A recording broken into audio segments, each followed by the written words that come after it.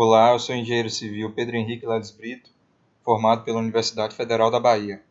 Nesse vídeo eu vou apresentar para vocês uma planilha que permite dimensionar vigas biapoiadas e que gera automaticamente um memorial com passo a passo dos cálculos que foram realizados. Essa planilha é composta por 3 tabelas: entrada de dados, saída de dados e verificações. As únicas células que precisam ser preenchidas pelo usuário são essas células em branco da entrada de dados. Após preenchê-las, a planilha irá gerar uma série de resultados que serão apresentados aqui na saída de dados e em verificações. As primeiras informações que você deve fornecer para a planilha são referentes às propriedades geométricas da viga, ou seja, altura, largura, comprimento, comprimento da armadura e altura útil.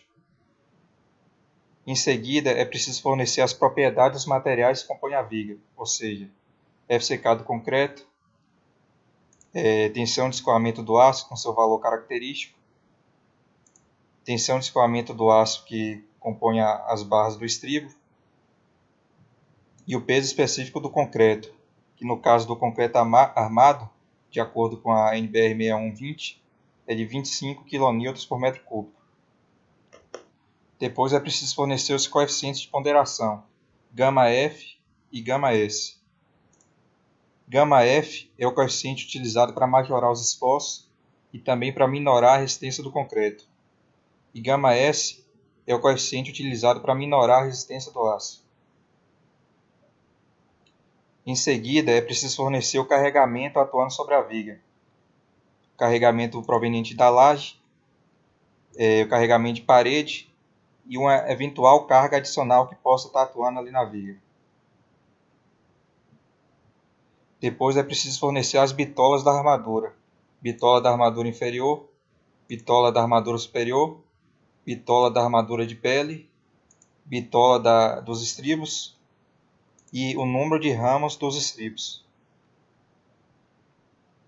Por fim, é preciso fornecer aqui alguns parâmetros que são utilizados no cálculo da ancoragem da armadura. Aqui nós temos o primeiro parâmetro. Eu esqueci o nome dessa letra grega, mas se eu não me engano é eta.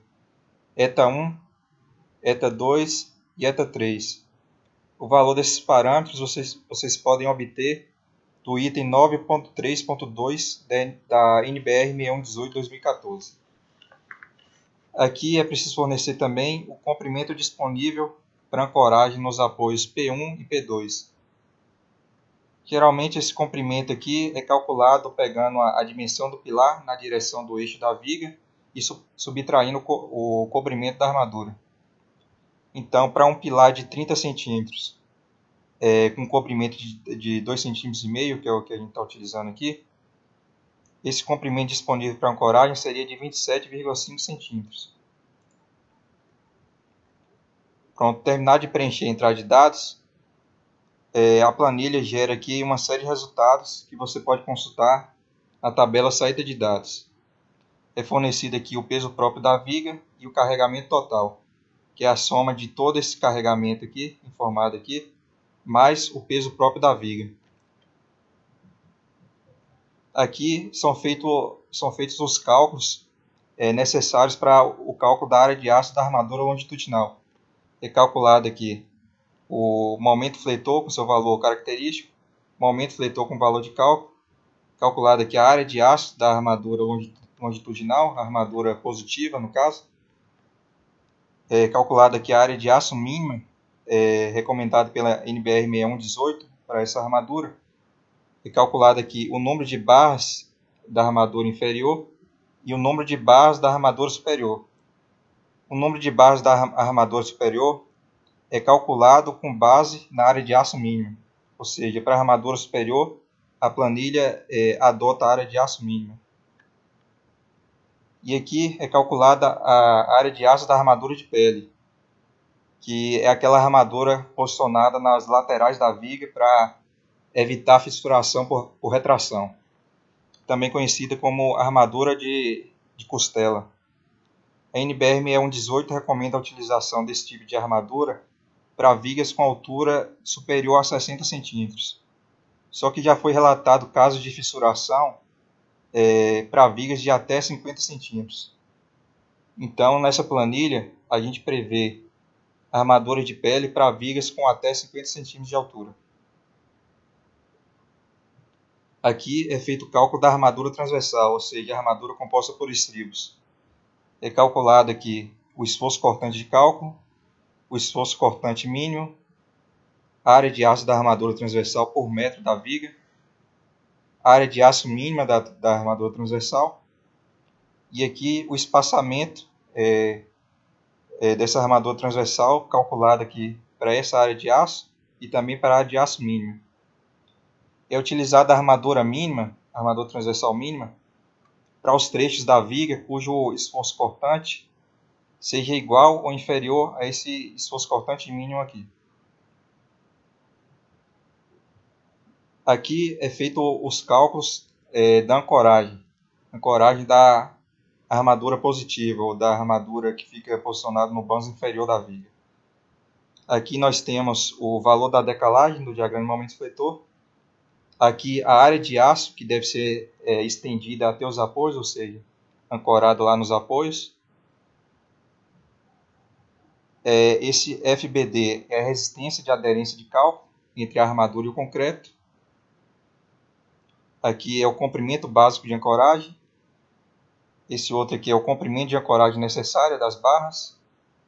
Foi considerado aqui que nas barras vão ser utilizados ganchos. Aqui é feito o cálculo do número mínimo de barras que devem ser ancoradas, ou seja, estendidas até o apoio, ancoradas lá no apoio. E aqui é feita a área de aço de grampo necessária nos apoios P1 e P2. Geralmente, quando esse comprimento aqui disponível para fazer a ancoragem é inferior ao comprimento necessário, é necessário aumentar a área de aço nos apoios para fazer a ancoragem, quando esse comprimento aqui disponível for inferior ao comprimento necessário. Nessa situação, geralmente a ancoragem é feita aumentando a área de aço nos apoios. E esse aumento da área de aço pode ser feito com a utilização de grampos, que são armaduras em forma de U, que você posiciona ali nos apoios, na parte inferior da viga. Por fim, é calculada aqui as reações de apoio. A reação de apoio no apoio 1 e a reação de apoio no apoio 2. Essas informações aqui são úteis no momento que você estiver dimensionando os pilares que servem de apoio para essa viga. Aqui na tabela de verificações é verificado inicialmente a segurança quanto à estabilidade lateral da viga. Como o procedimento aproximado, a NBR 6118 propõe que seja feita essas duas verificações aqui. Para verificar a estabilidade lateral, você deve ver se a largura da viga é maior ou igual a esse L0, que é a distância entre apoios, dividido por 50. É preciso verificar também se a largura da viga é maior ou igual a esse βFL vezes H, que é a altura. Esse βFL, no caso das vigas com seção transversal retangular, é igual a 0,4. Perceba que uma viga com essas propriedades informadas aqui na entrada de dados não passa nessa segunda verificação aqui da instabilidade lateral. Mas mesmo não passando nessa verificação, pode ser que a estabilidade lateral da viga esteja garantida se por acaso existir laje apoiada sobre ela. Porque a presença de laje ali na região comprimida da viga impede que ela se movimente lateralmente, ou seja, impede que a viga sofra flambagem lateral. Se por acaso essa viga for uma viga de fundação, uma viga baldrame, a estabilidade lateral também pode estar garantida devido ao confinamento do solo. Outra verificação que é feita aqui é em relação à armadura longitudinal máxima. É verificado se a área de aço na seção transversal da viga é inferior a essa área de aço máxima aqui, de 4% da área de concreto da seção transversal. é verificado aqui também as diagonais comprimidas de concreto. Se por acaso o esforço cortante de cálculo aqui, esse VSD, for inferior a esse valor de resistência aqui, VRD2, a segurança quanto à ruína das diagonais comprimidas de concreto estará garantida. Você pode obter mais informações sobre essa verificação aqui consultando o item 17.4.2.1 da NBR 6118/2014. Perceba que várias células aqui dessa planilha possuem esse tracinho vermelho aqui no canto superior direito. Isso significa que elas possuem um comentário que podem ser acessados posicionando o cursor do mouse sobre elas. Se você não sabe o que significa essa verificação aqui, diagonal comprimida de concreto, por exemplo, basta posicionar o cursor do mouse aqui, que irá aparecer informações sobre essa verificação. Aqui também é verificado o espaçamento dos estribos. Perceba que para uma viga com essas informações aqui, com essas propriedades informadas aqui na entrada de dados, o espaçamento longitudinal máximo entre os estribos deve ser de 27,6 centímetros. E o espaçamento transversal, ou seja, o espaçamento entre os ramos dos estribos, também deve ser de 27,6 centímetros. Esses são os espaçamentos limites estipulados pela NBR 6118. E você pode verificar os critérios utilizados para calcular esses espaçamentos limites, posicionando o cursor do mouse sobre essas células aqui. Aí vai aparecer os critérios que foram utilizados para calcular esse espaçamento máximo. Perceba que essa viga não passou nessa primeira verificação. O que isso significa? Significa que o espaçamento calculado aqui para os estribos é superior ao espaçamento máximo. Ou seja, teoricamente, com esse espaçamento de 29,6 centímetros aqui, a viga já estaria com armadura suficiente para resistir aos esforços de cisalhamento. Só que, de acordo com a NBR 6118, a distância entre os estribos não pode ultrapassar esse valor aqui, no caso da viga com essas propriedades informadas na entrada de dados. Então, qual é a recomendação? A recomendação é que você utilize os estribos espaçados a cada 27,6 centímetros, ou então espaçados de uma distância inferior. Aqui também é verificado se a bitola utilizada nos estribos, ou seja, se a bitola informada aqui na entrada de dados, é superior a 5 milímetros e inferior à largura da viga dividido por 10. Ou seja, os estribos não podem ter diâmetro inferior a 5 centímetros e também não podem ter diâmetro superior à largura da viga dividido por 10. Veja que essas duas condições foram obedecidas.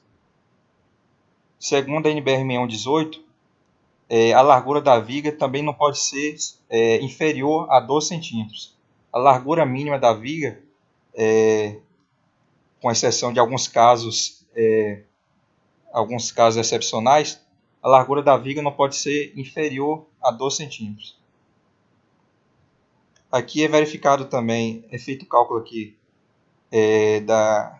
do comprimento da distância da linha neutra, ou seja, a distância da linha neutra até o banzo comprimido da viga, e é feito o cálculo aqui também desse x, é feito o cálculo da razão desse x com a altura útil da viga, ou seja, a distância da linha neutra até o banzo mais comprimido dividido pela altura útil da viga, esse x sobre d aqui, no caso dos concretos com até 50 MPa, essa razão não pode ser superior a 0,45, de acordo com a NBR 6118. Veja que essa relação aqui para essa viga deu 0,284. Então, está inferior a 0,45 e, portanto, passou na verificação.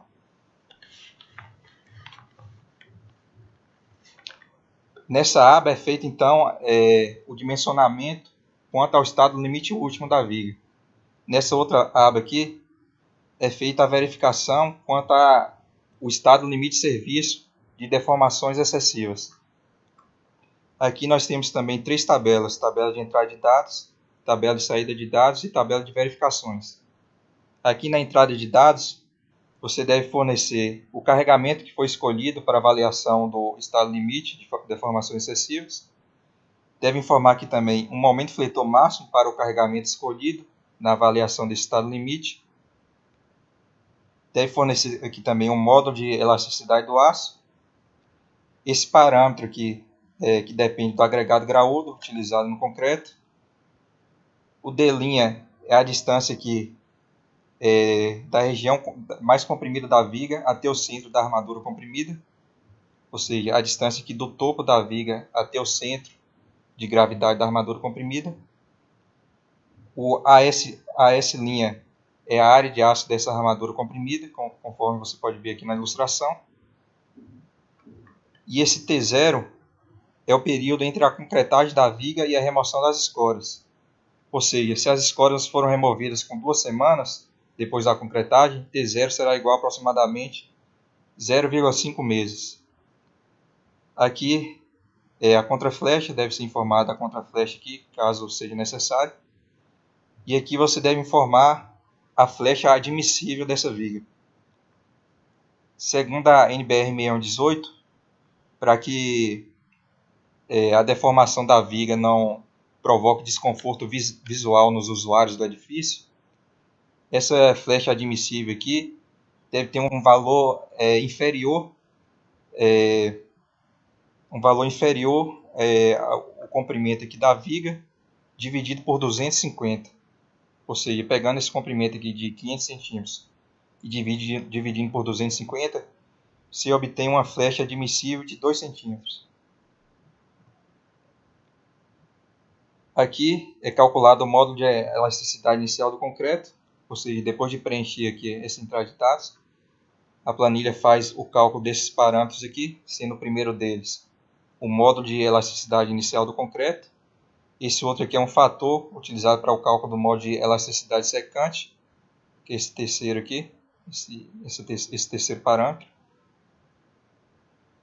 Esse outro parâmetro aqui, que não deve ser confundido com esse daqui, é o fator de homogeneização, que é dado pela razão entre o módulo de elasticidade do aço e o módulo de elasticidade secante do concreto.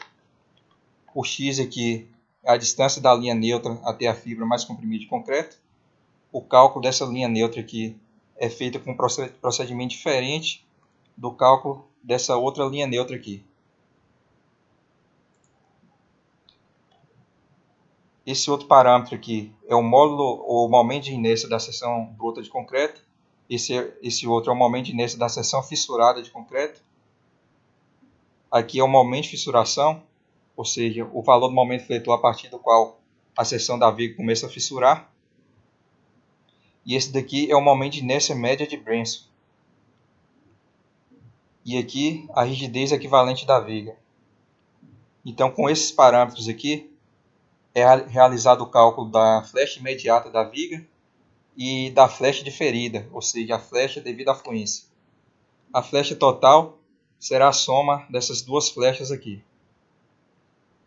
Perceba que essa viga não passou nessa verificação. A flecha total é de 2,43 centímetros, mas a flecha admissível é de 2. E o que pode ser feito para reduzir essa flecha aqui? Uma das coisas que podem ser feitas é aumentar a altura da viga. Por exemplo, se eu aumentar a altura da viga aqui para 60, a flecha passa a ser 1,68, inferior à flecha admissível, portanto, passa na verificação. Só que às vezes, por imposição da arquitetura ou por algum outro motivo, você não pode alterar a altura da viga. Então, o que mais pode ser feito para reduzir essa flecha aqui? Você pode aumentar o FCK do concreto. Aumentando aqui o FCK do concreto de 20 para 30 MPa, perceba que houve uma diminuição da flecha, mas ainda continua superior à flecha admissível. O que mais pode ser feito para reduzir essa flecha? Você pode aqui, por exemplo, aumentar o tempo em que a viga permanece escorada. Vou aumentar aqui de meio mês para 1 mês.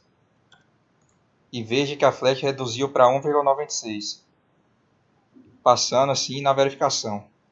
Mas se você quiser manter o mesmo tempo que a viga permanece escorada, você também pode diminuir a flecha aumentando a área de aço da armadura comprimida. 1,57 aqui corresponde à área de aço de 2 barras de 3/8 aqui na região comprimida.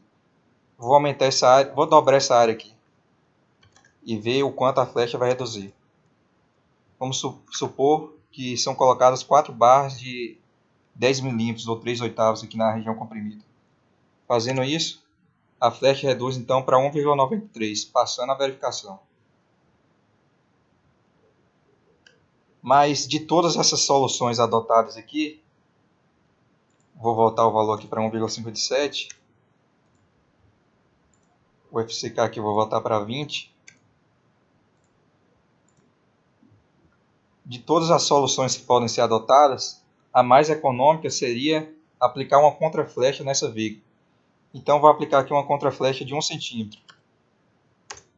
Pronto, aplicando a contraflecha de 1 centímetro, a flecha total da viga passa a ser 1,43, inferior a 2 centímetros, portanto passando a verificação do estado limite de serviço de deformações excessivas. Terminado o dimensionamento, você pode consultar o memorial de cálculo aqui, nessa terceira aba.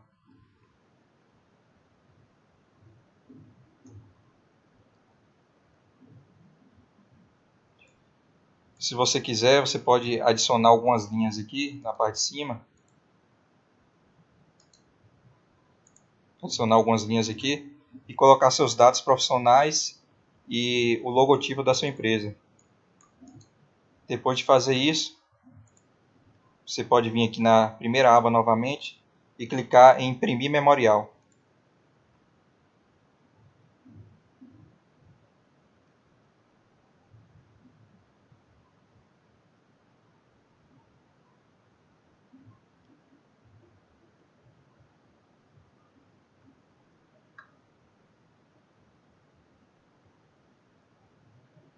Será gerado então um memorial de cálculo em formato PDF, contendo o passo a passo dos cálculos que foram utilizados nesse dimensionamento. Veja que é um memorial bem detalhado, contendo inclusive ilustrações.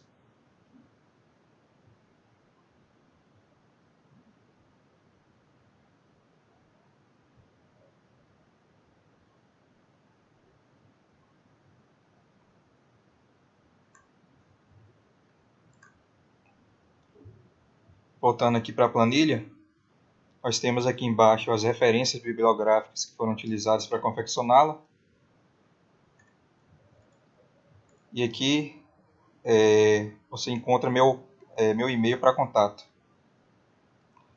E era isso que eu tinha para mostrar para vocês nesse vídeo. Espero que vocês tenham gostado da planilha.